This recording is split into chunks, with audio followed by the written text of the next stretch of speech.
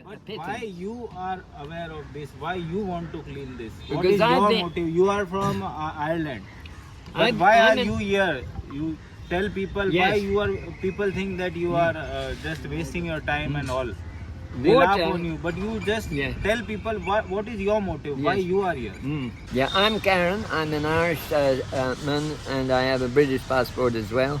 I've been here now, I think, 7 years total. And Why mostly, are you here? I'm here to try and protect the water systems. I'm only a guardian. Why? Why? What you will get from this? I get joy. Yes. I get something you can't measure in the economic measures that most people have been brainwashed into accepting. Yes. I get my satisfaction to see beautiful water bodies that were made by the great Maharanis and Maharajas of Jodhpur. Yeah. These are most incredible buildings. They're unique in the world. Civilization in Can never Mohenjo-daro. build again. They will never be built again. Historically, they were too But too you will difficult. clean it today, Yes. and tomorrow Jodhpur people will again do the same. No, I believe activity. people are waking up. The next generation will wake up to their resources. But next generation will wake up when it will wake up. What you want to tell people now? What you want to request to people today? I request people first to not throw their waste into the water bodies of the city, to put it into bins, which will be provided, and to hand it to the Nagar Nigam, But who has what to. will they get from this? उनका फायदा क्या होगा इससे? लोगों का क्या If they, फायदा think होगा? if they think water has no value, then I leave them in their ignorance. I can't say any more. If people don't value water, then they should not value life. We are- Well, I want to say to the public generally of Jodhpur, who have such beautiful water bodies, this is a city of water bodies. It is the blue city, really, in fact. And I would say to everyone, a little bit of public support. We need support, because if we're not given public support, the authorities have virtually ignored us. I have to say that. The local Nagar Nigam has ignored us completely and not given us any practical help. I'm saying that critically, and I will stand by it. The rest of the work that we're trying to do, we need a boat. They haven't helped us. They promised to remove the boat and put it here for us. That was the Nagar Nigam again, at the office here of Mr. What is his name? Mr. Hans, Mr. Mahendra Hans. He has not done his duty at all, and he doesn't employ any cleaning work on any of the ghats around the Gulab Sagar. There are no bins for the public to put their waste into. The only waste being collected is by one bin on the opposite side, which is always full and never emptied, of course. Now, we are also finding all the lines of lighting that were put here recently by someone, we don't know who, because no one communicates Where here, are there's their no lights? warden. They're being stolen. The lights Every are being day, stolen. yeah, they're being All ripped the- out by all the children. money government spend on these Yeah. lights and these decorations, these are being stolen by local people. Stolen by children. Little children steal them because they're not fitted properly, they're not supervised properly, they're not maintained properly. And if nothing is done, there are no wardens here. There's only a single worker that I see occasionally here who comes and cleans this gut because it's visible. It's very visible. यहाँ थोड़ी बहुत सफाई होती है. That's the only person I've ever seen sent here to look after the Gulab Sagar. Otherwise, That I also have. sometimes. Yeah, and that's occasionally when it's convenient for them, or there's a public event and they want to show themselves publicly. This is the problem. How this water is useful for local people? Well, it's a Tell them beautiful- why we should be do regular maintenance of this water. The water itself is a wonderful facility for boating, for outings, for sitting beside it in the evenings to get the cool, fresh air off the water. It's not being maintained, and so of course it's slightly stagnant at the moment. But if there was a turnover of water, when the monsoon comes, this will be replenished by many feet with fresh rainwater, and that will be wonderful. And that's why we're especially trying to clean this at the moment, because this flotsam that is floating on the surface is easy to remove. In one, we removed 30% yesterday. 30% of 30% was cleared yesterday by him. by these two workers and me. And we work together. We don't tell our workers, do that and do this. We work with them. And that's the way to get a job done properly. I supervise them, I train them, I make sure they understand their work properly. Now, I can't do this But anymore you just because tell we're me- not paid. We're not even paid by the government or by the Maharaja, I have to say. They have given us a very bad deal and we're not at all happy. My workers want to go on strike now. They want to stop work because they're not paid by the Nagar Nigam. They haven't given, they've assigned them in another ward. And for that reason, they know very well where we're working. We're working in this area. In this ward now, I think it's 61. What is this ward number? Do you know the ward number? Ward number 31, I think. So this is supposed to be 31, Ward 31. Well, I believe that water is the very baseline of life itself. It's not just a luxury. It's not just a pleasant experience and washing one's face in the morning. It is the very lifeline for survival of our species on Earth. And if we disrespect and disregard water as a serious, major, and perhaps primary resource of life, then we're really in trouble. And I have to say, on principle, I look after this water. However dirty it becomes, I don't mind. That's the people's choice to foul their waterways, to foul their rivers, to foul their Baories. That is the people's choice, because none of this is put in by God. None of this has been put in here by anyone but people, local people. And you can see everywhere you look, there are piles of rubbish, which the government tries to clear away. They try to do what they can. But the people are the main source of all the pollution that we're facing these days, because they disregard its side effects. They have a culture now of throwing everything out of the door, out of the window, into the water. Usually into the water because they believe that blesses the water, which it doesn't do. Water is blessed anyway. But then where we should all put our that you know all that puja you can keep it and give it to the mandir. There are hundreds of people waiting outside mandirs to collect the rubbish that people have after puja. No, but we Hindu people think that that is also precious. All the Then it should be regarded as precious, not dumped into the waterways to make them stink of pollution and kill the fish and poison the water. That is not the way. This waterway was a bird sanctuary when I came here about 5 years ago. I saw this place and I was amazed at the wildlife here. It was full of fish, seething with fish. The water was moving with the fish here. There were thousands. Now there are no visible fish. There's a few catfish living here who appear to enjoy pollution. I say to them, God bless you. You've come to bear the pollution. And I, myself, I have seen millions of fish in this lake. And after they poisoned it, a factory down the road here, which had no business pouring their effluent full of chemicals into the water, they killed all the fish. And there was nothing left except a few catfish. All the birds left. It was a factory down the road here. And there's a canal at the back here that leads into these water points. And they poured all their effluent into this, into the waterway to just get rid of it conveniently, because the government told them not to put it into the drainage system because it was too poisonous for the drains. So they poured it into Gulab Sagar, of course, and at night. And when no one was that watching. Satyanarayan Baori you had cleaned? Yeah, we've cleaned that and it's maintained because we've locked it. The only resource we have is to lock these places once we've cleaned them. There's no other alternative for us. As I say, persona non grata. The government doesn't give me anything. His Majesty, the Maharaja, gives me a little bit of money to live on. Very small amount. The secretary won't communicate with us. The secretary, Mr. Rajan, does not communicate, does not reply to my letters. So I've been left out in the dark. No one will support our work properly. And I'm very disheartened now. My heart is broken due to the ignorance and selfishness of the bureaucracies here and their disregard of the waterways and water points of their city. I can't do more for you. I've worked many years people now. Can help you. They could if they came people. together and had leaders, people like yourselves, who can come forward and speak on behalf of these water points. Otherwise, how can they speak for themselves except by their resilience and their beauty and the huge investment that they are in terms of structure? They built these places only for water. They were not built for amenity or for a boating pond. They were built for drinking water. They're drinking water points. And one day they will come in handy, because India's going to be very short as its population builds enormously in the coming years. You're going to find water is the most desperate resource that you need for survival and for the maintenance of your agriculture and for the feeding of your livestock and your families. You will realize this in the years to come, and I guarantee you that, because that's happening all over the world.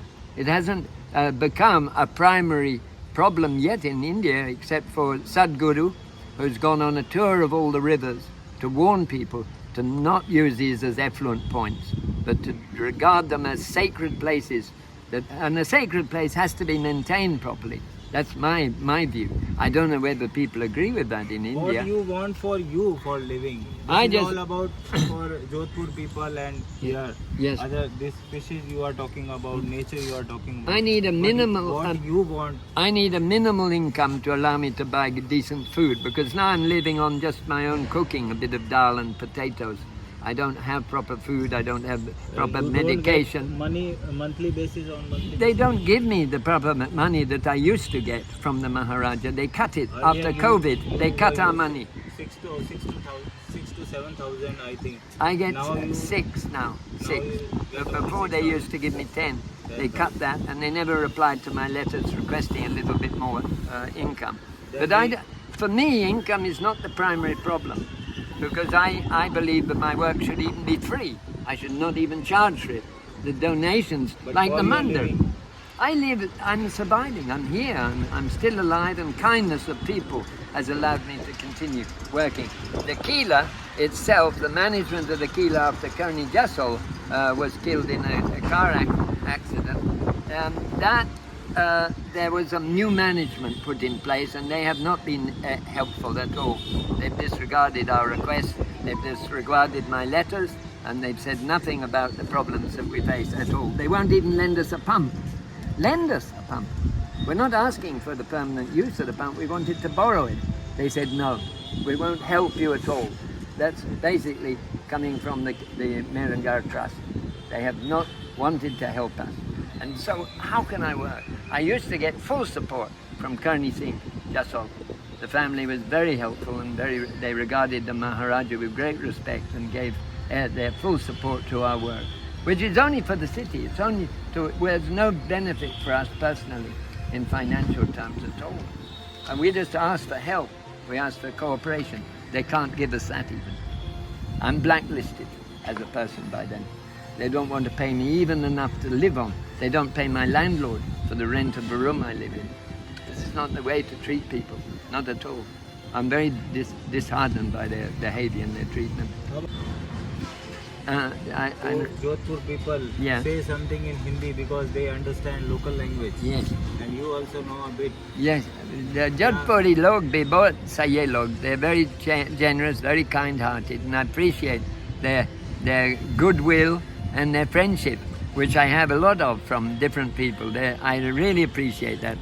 But I'm very saddened that the institutions here cannot cooperate and don't seem to be able to recognize the work we're doing. And I'm very saddened by that, because it means they can't protect the water bodies here. Schools, they take to students to picnic and all. They must bring them here. They must clean. And they are future of Jodhpur. They need to understand what we do to maintain these water bodies, what life there is in them. How they are maintained. And how do we maintain them with the living creatures, the fish, the turtles, the water birds, the cormorants, the herons, the thousands of birds that depend on these waterways, and this lovely water body of Gulab Sagar, which is a beautiful place in the middle of the city. And I'm afraid that there are fountains here, but they cost a lot of money and they don't do the job. There are no bins here for trash. You can look around the whole of the lake and you'll find a single bin, which is never emptied by the local government. And, I've now appealed to the Ras Hotel for help, and the Ras Hotel has said they'll happily help us. So I'm looking forward to some bins now being donated to the Gulab Sagar. I don't even ask for personal donations, and it's, for me, I just want to see this lake being maintained a little bit of awareness developing, and that's all I ask for. Because you can't maintain a central water body of this great city that is famous as a heritage city, how are you going to maintain your Baories and your waterways and your rivers? This is thousands of people see this lake every day, and they don't even notice the pollution any longer. They've become used to pollution. They've become used to dirt. They've seen the squalor and they accept it. That I do not understand. I do not understand this. There are some countries where you cannot find a cigarette packet on the road, like Holland, Sweden, Norway. These countries are maintained in immaculate condition. It's a shame upon the whole country when someone finds a cigarette packet on the ground. It shames everyone. Here, no one notices whatever happens. You can see. You can come and bring your camera and come and see the amount of filth that there is with no support, you see, because basically we're not financially supported, only minimally supported, and we're fighting all the time to get a little bit of payment from my poor workers who work very loyally and very faithfully to do the best they can. They're not being supported by the Keeler properly. They're not at all being supported by the government, who we asked for a Baories fund, and it was agreed, and then they did not give it. After 2 months, 2 months ago, they stopped their wages with excuses that they weren't in the right ward. You see, this is a typical situation in this lake. It's a typical situation. And this slick has been here for 6 months, disregarded, maybe 1 year. I think at least 1 year. Very bad. And this is a slit, what we call in English a slit. If people don't value water, then they should not value life. We are and they moving should to forget. World War III, you know, that will, because of water. I'm We are afraid moving that could towards happen. it, and people That are could not happen. aware. They waste plenty of water at their homes. Yeah, when the crisis happens and bears down on our heads and water is no longer in the pipelines, then people will say, oops, what have we done? What has happened? Why is this? Then they will understand. Only and we then, will when the understand. crisis is upon their heads, instead of thinking ahead like you have to with your children. With children, we have to look to their education. We have to look to their future. We can't only look to our own. We have to look to their future. And that is the only way we will have a perpetuity of civilization at all. If we want a human civilization on this small planet, we've had a lot of tricks. We've invented the internet, and there are lots of tricks going on. A lot of money being squandered on militarization of our countries. Everyone is arming themselves for the next world war, and I can't see any sense to that. Now you ask people, Ram Ram Jodhpur Vasiyon, Ram Ram, Jodhpur Vasiyon, Jodhpur Vasiyon, कचरा मत फेंको पानी में. Kachra mat karo ka pani. Keep it in your house until the Nagar Nigam appears with his truck, and put it in his Ask truck. Nagar Nigam to help. Yes. Nagar Nigam हमारी help करे. Write to the Nagar Nigam, write a little letter. It only takes a small letter or a postcard to the Nagar Nigam. Please cooperate with us. Ask mayor to help us. The mayor, Kunti Dera, could help us. There are many people like this who are very good people, willing people. And we have to ask people. If you want a change, you have to wake up and speak. Wake up and write. Wake up and protest. If you don't, you will get no further benefits. The benefit of the water will become stagnant again. Your Baories will be trashed again. And you will not have beautiful water points in your city any longer. And water will become a crisis point. It's almost inevitably. In the Sudan, there's a war going on. And people are fleeing in their thousands every day because there's no water. They can't live. They're being attacked all the time by armies of freebooters who poison the wells, and the people then live in the desert under trees, and they have only one thing they ask for from the United Nations, that's water, just water. That's all they say they want. The only thing and it can't be delivered. It can't be got. It's in the soil. It's in the Baories. It's in the waterways. That's why we need to guard these places with our lives, if necessary. They are truly miracles of engineering and of planning for the future, and we need to look after them. That's why I do it. I'm saying to people, help us.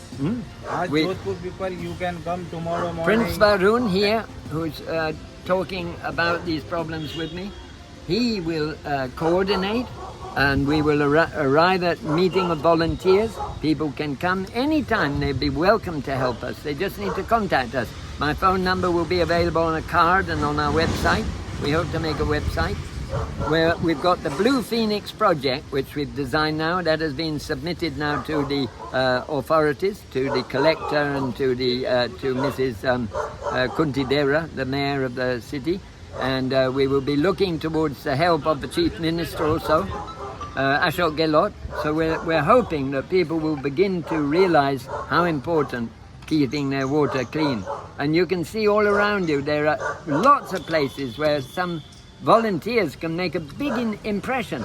My people cleared in a single morning they cleared 30% of the debris on this lake, which has remained dirty for now a whole year, more than a year. This is accumulated rubbish from months and months and months of debris being thrown into the water. They throw it over the parapet, all around the lake, they throw their rubbish in. And this goes on all the boundary areas where there are no houses there.